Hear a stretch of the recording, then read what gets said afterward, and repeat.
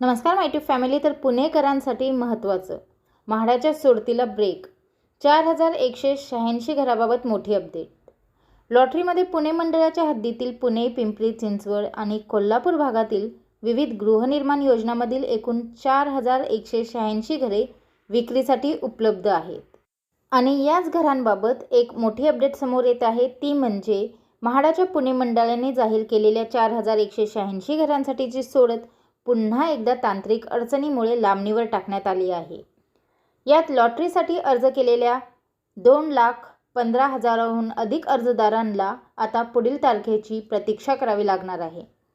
याबाबत सविस्तर माहिती अशी की म्हाडाच्या पुणे मंडळाने जाहीर केलेल्या 4186 घरांसाठी सोडत जाहीर केली होती. म्हाडाकडून डिसेंबर महिन्यात जाहीर करण्याचे आश्वासन दिले होते.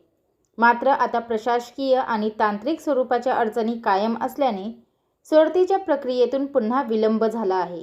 ही सोडतीची प्रक्रिया संपूर्णपणे संगणकीय प्रणालीवर आधारित असते. या प्रणालीमध्ये काही तांत्रिक बिघाड किंवा सुधारणा करण्याची आवश्यकता असल्याने लॉटरीची तारीख पुढे ढकलण्यात आली आहे. यापूर्वी देखील अशाच तांत्रिक कारणांमुळे लॉटरीची तारीख पुढे ढकलण्यात आली होती. त्यामुळे आता घरांच्या आशेवर असलेल्या पुणेकरांना पुन्हा एकदा वाट पाहावी लागणार आहे. आता नवी तारीख कोणती असेल? तर या योजनेमध्ये जवळपास 2,15,000 नागरिकांनी अर्ज केले आहेत. हे सर्व नागरिक सोडतीच्या प्रतीक्षेत आहेत. त्यामुळे आता येत्या 3 ते 4 दिवसांमध्ये सोडतीची नवी तारीख जाहीर होण्याची शक्यता वर्तवली जात आहे.